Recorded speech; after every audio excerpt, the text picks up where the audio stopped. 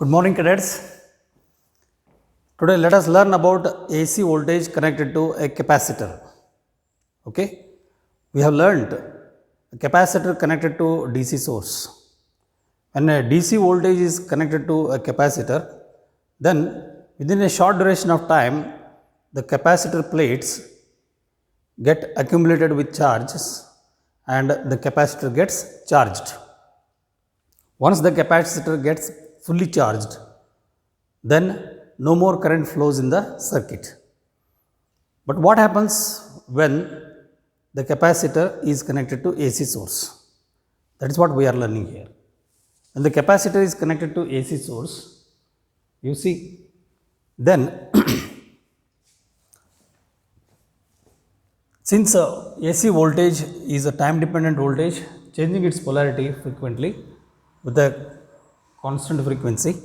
So, if suppose this is a positive polarity and negative polarity in the first half cycle, then the capacitor plates get positively charged and this side it gets negatively charged.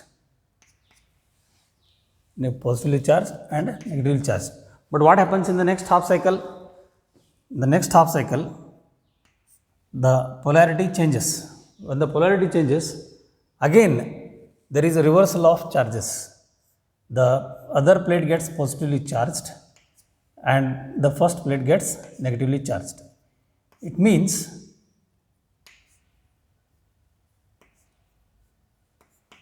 the charge is oscillating. The charge is also varying with respect to time t. As the charge is varying with respect to time t, the voltage across the capacitor also varies with respect to time t. So, voltage is also time varying and charge is also going to be time varying. Then how to calculate the current? So, that is what we are seeing. So, whenever we draw a circuit for AC circuits, we cannot show permanently the polarity. So, we will rub it off. It is just for our understanding how the polarity changes and how the charges on the plate change and how the voltage also change. To understand that, I have just drawn. Suppose this is a capacitor of capacitance C connected across a AC source of alternating voltage V equal to Vm sin omega t. So, here we will write V equal to Vm sin omega t. It is a source voltage. Source voltage, we can call this equation number 1. Now,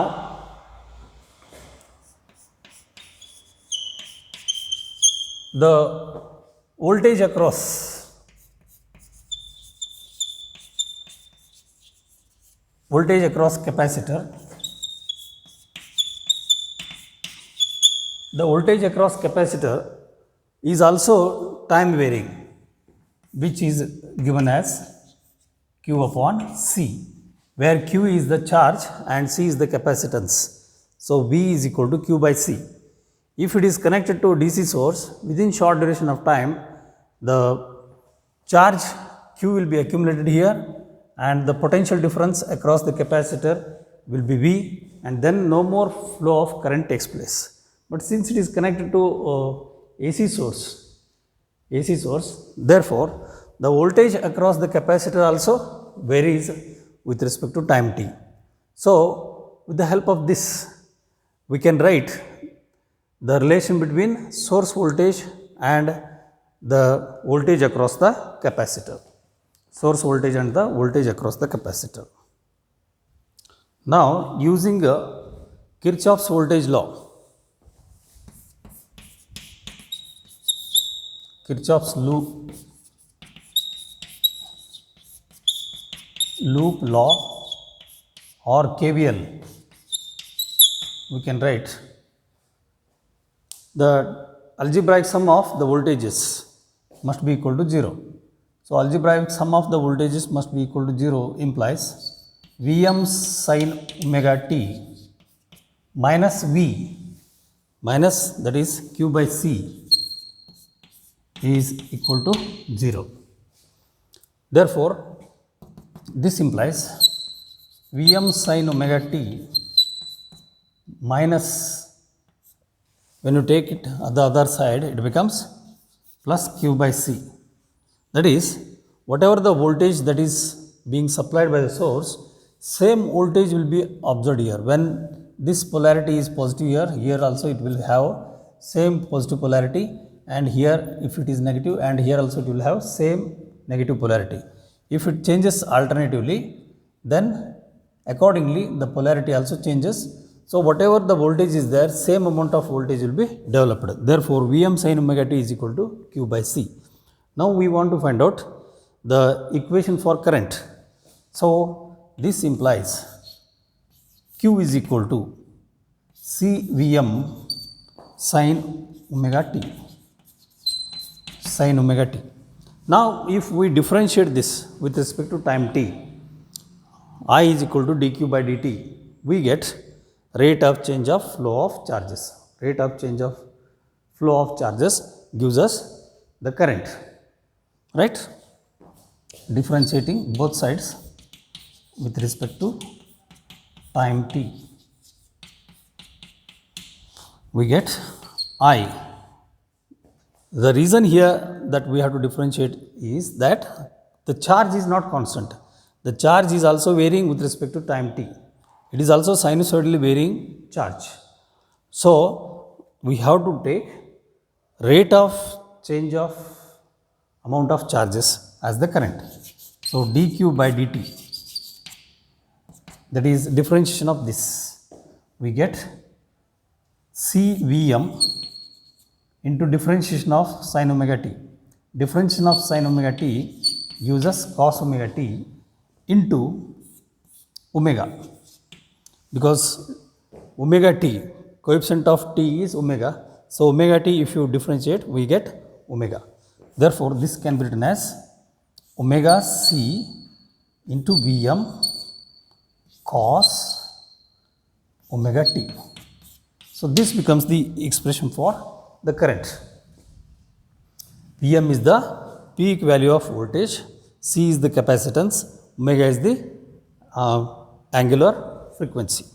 Therefore, I can write this I as equal to Im cos omega t, Im cos omega t, where Im takes the value omega c Vm. Im takes the value omega Cm. Now, I want to compare this current with the source voltage, so that I can analyze whether the current is in same phase or in different phase. If there is a phase exists, what is the phase difference between current and voltage? Is the current leading ahead of voltage or current lagging behind of the voltage? Just like what we analyzed for current across the inductor. In the same way, I can do this. So cos omega t can be written as sine function. So this can be written as Im sine omega t plus pi by 2. Omega t plus pi by 2, which gives you cos omega t. So this is the current value. So this implies that the current is also periodically varying with respect to time t, and it is a harmonic function with respect to time t. So current is also time dependent and voltage is also time dependent. Thus we get the equation for current. Now what is Im? Im is omega c Vm. Now this I can call it as equation 2. Using 1 and 2, 1 and 2, Vm sin omega t, and here Im sin omega t plus pi by 2. So definitely we can say that. Thus current It leads ahead. So there is a phase difference of pi by 2. That is the advantage of writing in the form of sine function. sin omega t plus pi by 2. So there is a phase difference of pi by 2 and current is leading ahead the voltage. Current IT leads ahead voltage Vt by phase pi by 2. By phase pi by 2. This is the conclusion as far as current in a capacitor is concerned when AC voltage is applied to capacitor. Then we can draw the graph. In the same way we drew the graph for inductor circuit. Now Im is equal to omega c Vm. So this implies I can write this Im in the same way as we have written in case of pure resistor circuit. In case of resistor circuit, we got Im is equal to Vm by R, which is nothing but realization of Ohm's law.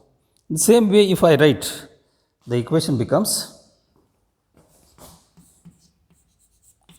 Vm upon this omega c, I am taking it in the denominator.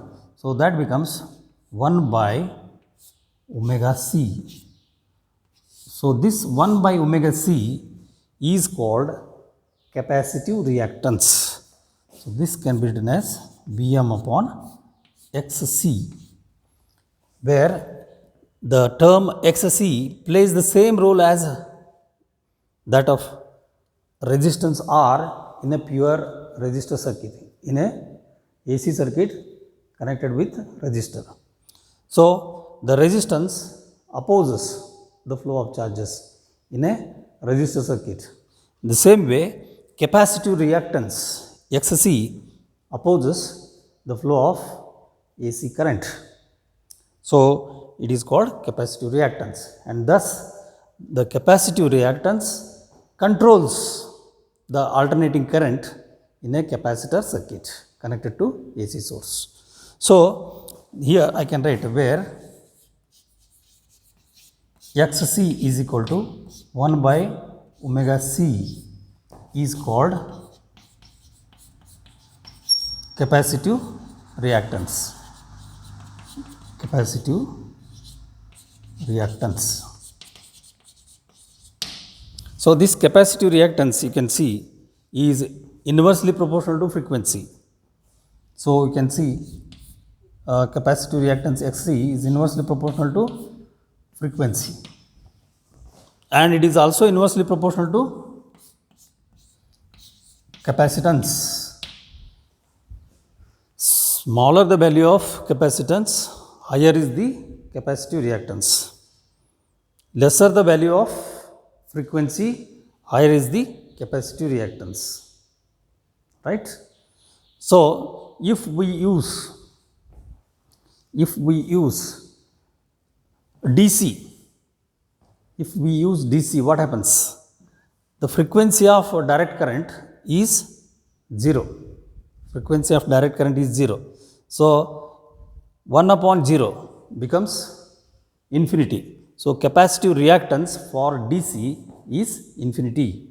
Means the capacitor doesn't allow the DC at all. The capacitor blocks DC. Means once you connect capacitor to a DC voltage source, first it gets charged.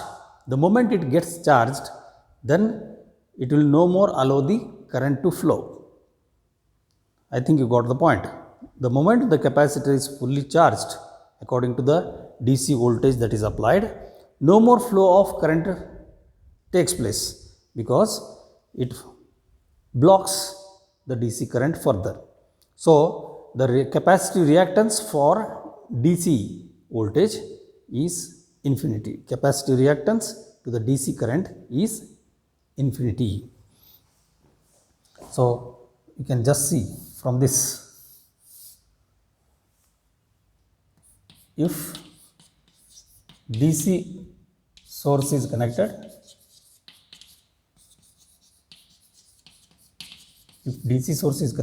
then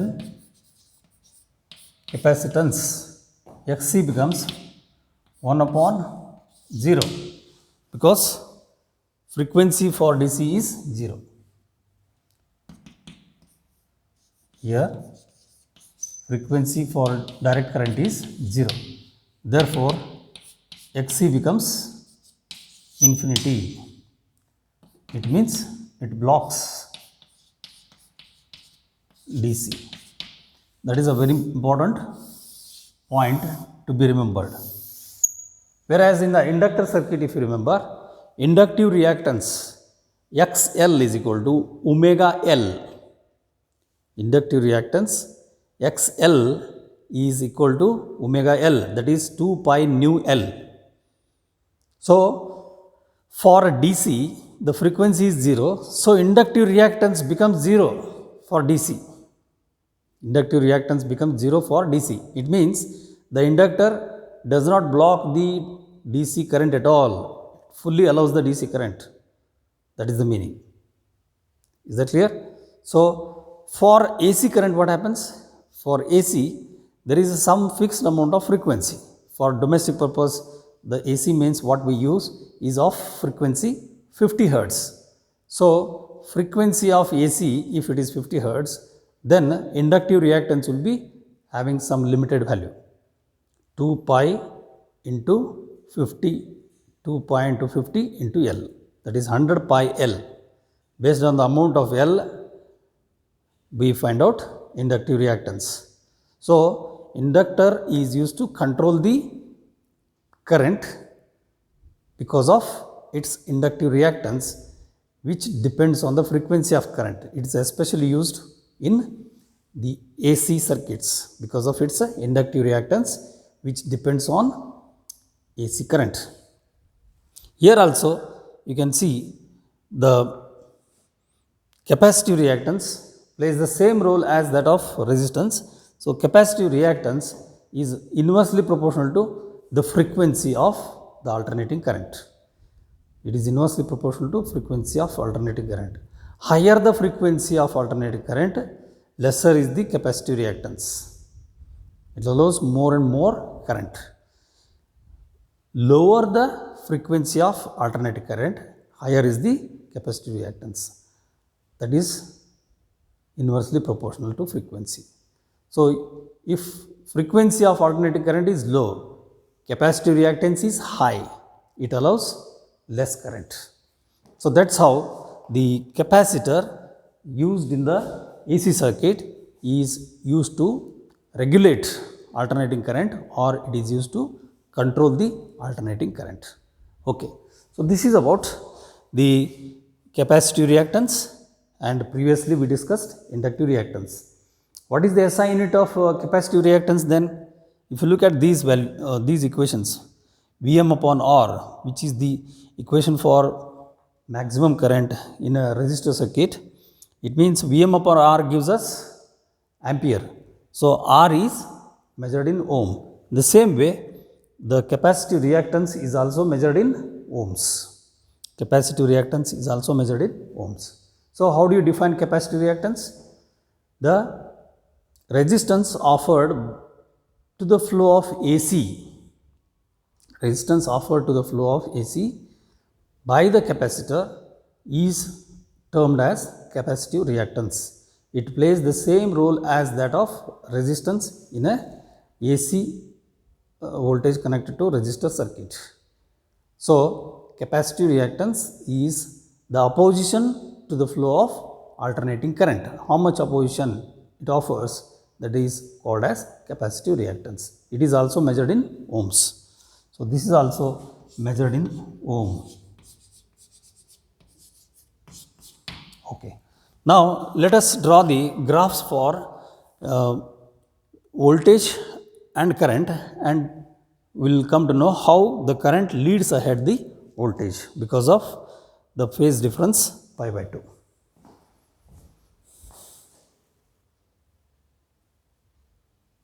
Yes, this is the voltage graph which you have drawn earlier also, that is for one complete cycle. So, this is what we can say Vt as equal to Vm sin omega t. Now, on this graph itself we can draw the current graph.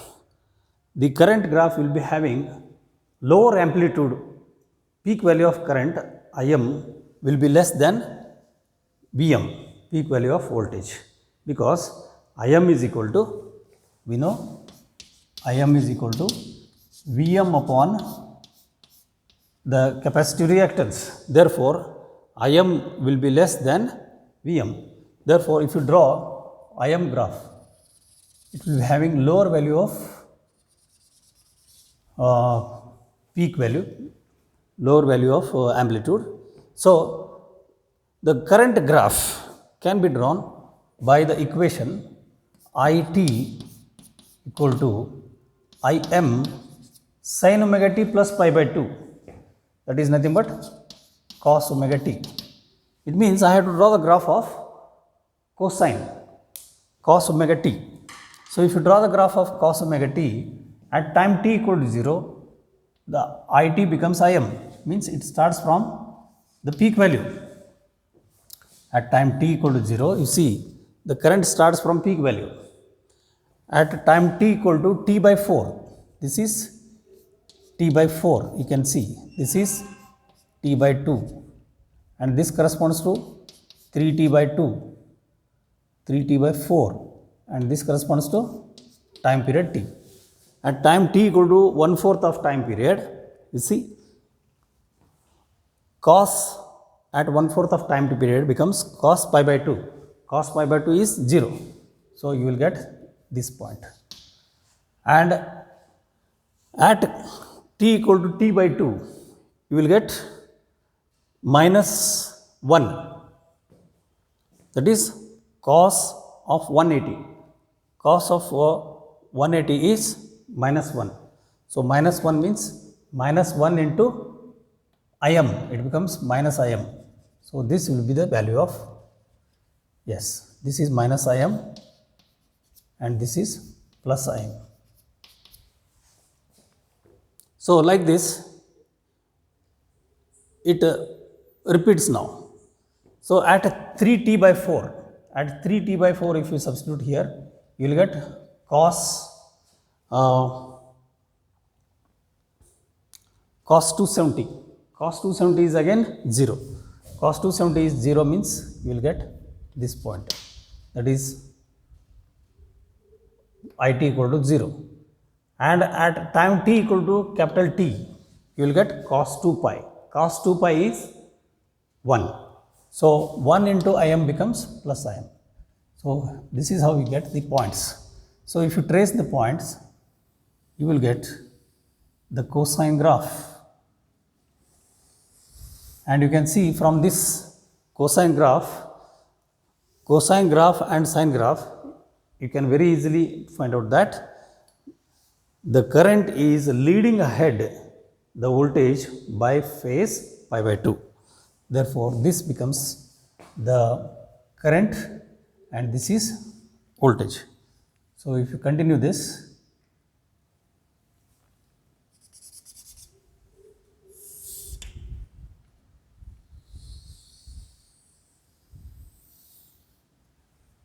right, current will be always leading ahead of voltage.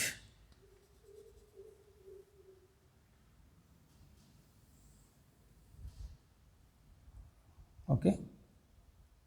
And at this point,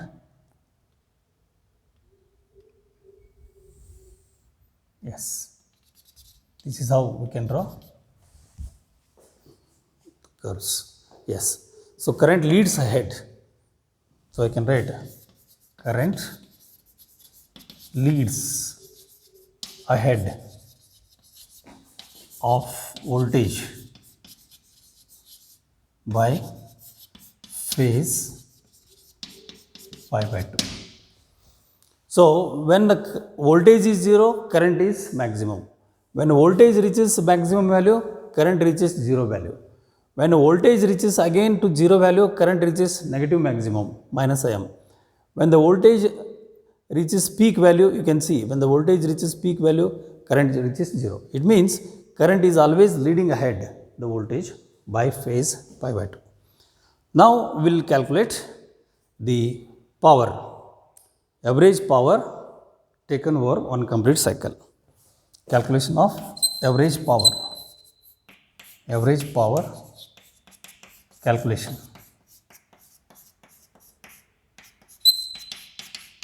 As we have done earlier. First we will write instantaneous power. Instantaneous power.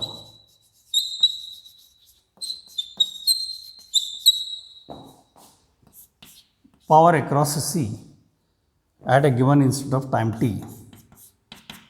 Power across capacitor C at a given instant of time t is equal to V into I. V into I, because there is no question of resistance here. V into I. Therefore, substitute the value of V and then substitute the value of I. Vm sin omega t and I is Im cos omega t.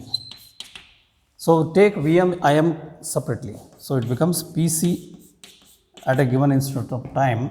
It becomes Vm Im sin omega t into cos omega t, multiplying and dividing by 2.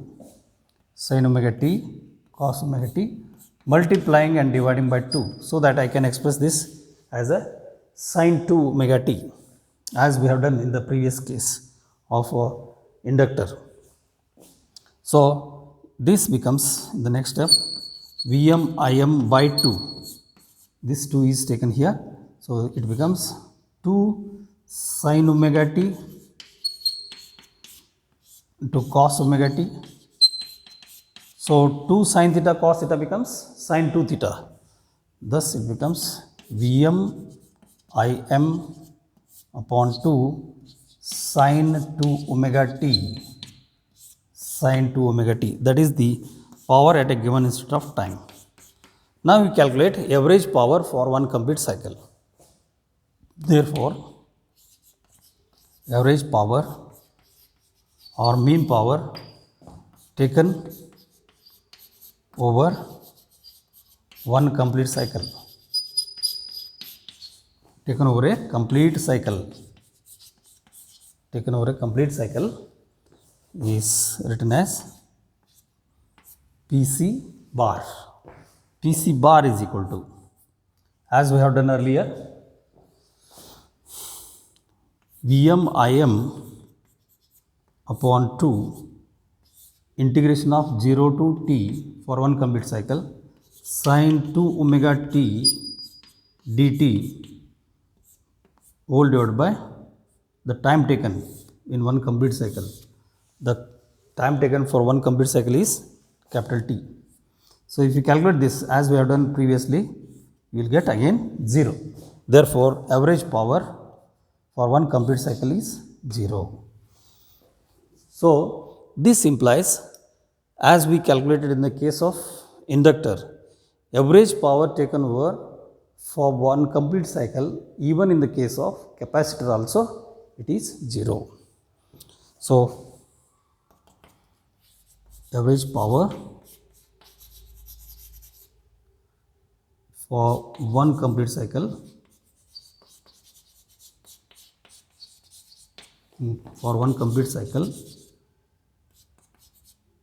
in a capacitor AC circuit is equal to 0. So how is it 0? That can be understood by drawing the graph of sin 2 omega t.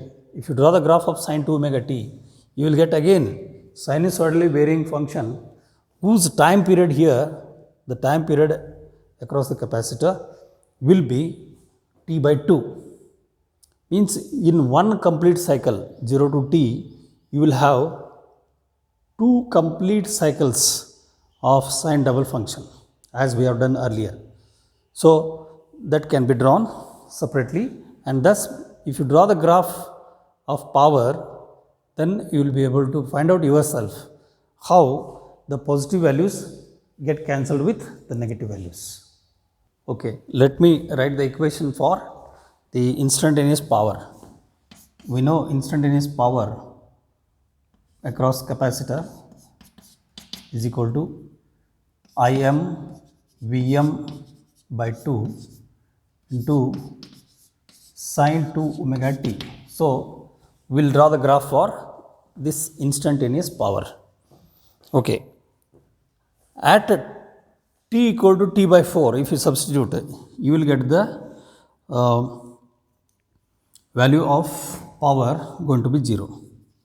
At t equal to t by 2, again you are going to get 0. We have analyzed this in the previous cases. So, we will follow the same thing.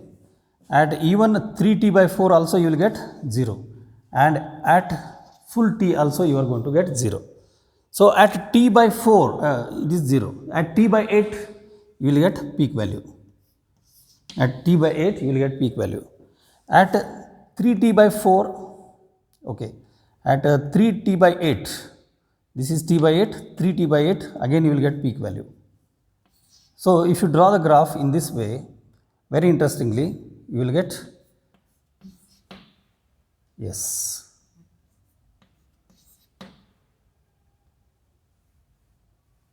yes, 2 times.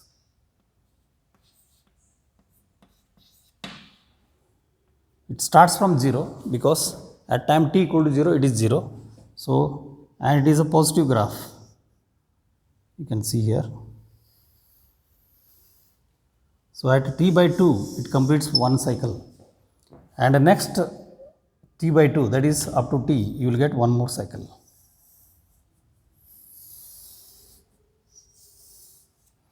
So, this repeats like this.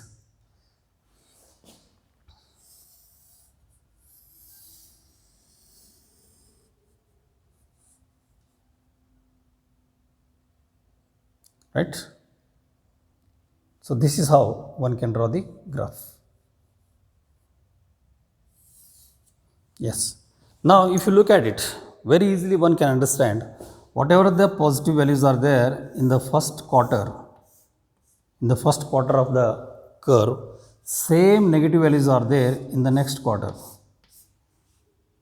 So, between 0 to t there are 2 cycles. Again same positive values repeat in the next third quarter, and the same amount of negative values repeat in the fourth quarter. Therefore, average power taken for one complete cycle is 0. Mean power across the capacitor for one complete cycle is 0.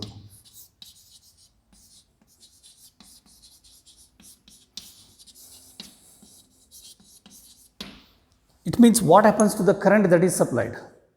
That is interesting.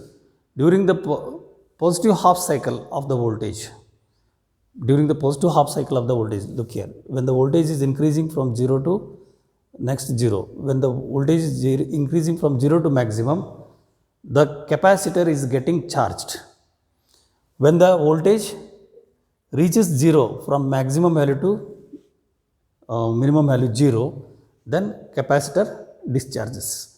Again, when the current reverses, voltage reverses its polarity, and the voltage reaches negative peak, the current, the capacitor gets charged in the opposite, charged with the opposite charges. It gets charged, and again from negative peak value, if it reaches 0, the capacitor gets discharged. So, in this way, in one complete cycle of AC voltage, the capacitor gets charged and discharged 2 times. Capacitor gets charged and discharged 2 times. That is why average power for one complete cycle is 0. In the same way, we have discussed what happens with a pure inductor. In the case of pure inductor also, the average power across pure inductor, there also it is 0. There also we got similar curves, only difference was here it started with positive half, there it started with negative half. That is the difference. In the case of inductor connected to AC circuit, in the first positive half cycle, the inductor is getting magnetized. In the next negative half cycle, the inductor is getting demagnetized. So, magnetization and demagnetization takes place in case of inductor. Whereas in the case of capacitor getting charged, discharged. So, charging of the capacitor, discharging of the capacitor takes place in the case of capacitor. So there is a conversion of energy. In case of inductor, electrical energy is converted into magnetic energy. Magnetic energy is again converted back to electrical energy. So here in the case of capacitor, capacitor is getting charged, means the capacitor is holding the charges in the form of electrostatic energy. When it discharges, it is giving back the charge to the source. So there is no question of power involved. So power involved in one complete cycle is 0. Okay. In the next session, we will discuss some numerical problems on inductor, capacitor and a resistor, and then we will discuss one more important thing, that is phasor diagram. Phasor diagrams, we will be comparing them with these actual voltage, current and power graphs. Okay. Thank you. Have a nice day.